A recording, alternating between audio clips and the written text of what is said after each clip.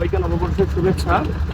আমাদের আজকের গন্তব্য হচ্ছে লক্ষণ সাহা জমিদার বাড়ি। এখন আমি দাঁড়িয়ে আছি শীতলক্ষা নদীর পাড়ে। এইখান থেকে আমাদেরকে নৌকায় করে নদী পার হতে হবে, তারপর আমরা লক্ষণ সাহা জমিদার বাড়িতে যাবো। তো আমার সাথেই থাকুন।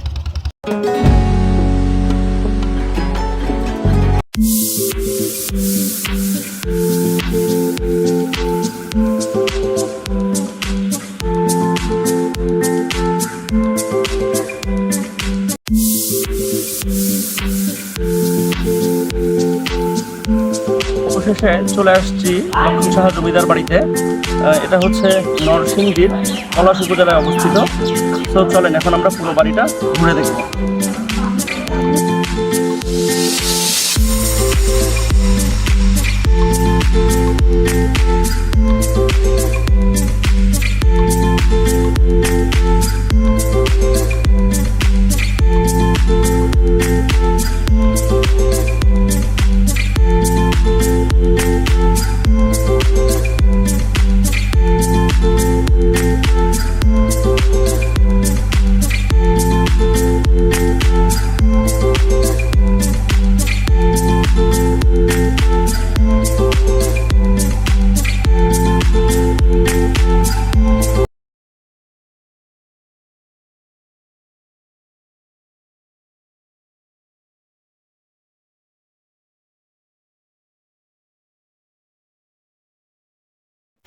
এটা হচ্ছে জমিদার বাড়ির পিছনের অংশ। হয়তো কালের বিবর্তনে এই বাড়ির দরজা জানালা সবকিছু হারিয়ে গেছে, কিন্তু এই বাড়ির যে সৌন্দর্য বা কারুকার্য সেটা কিন্তু এখনো অক্ষত অবস্থায় আছে।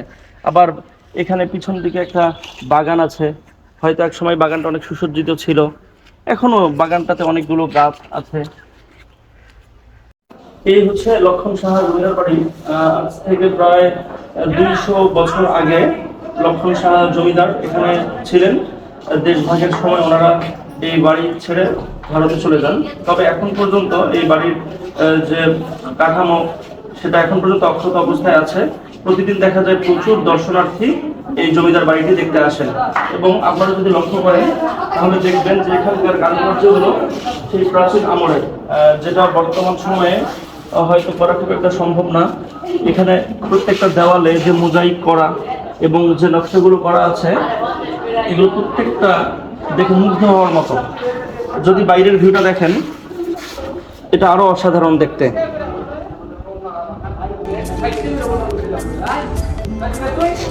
বাড়িটার প্রতিটা ভাগে ভাগে একটা রাজকীয় ব্যাপার পরিলক্ষিত আছে, এবং যেটা একজন দর্শনার্থী হিসেবে সবাইকে মুগ্ধ করবে।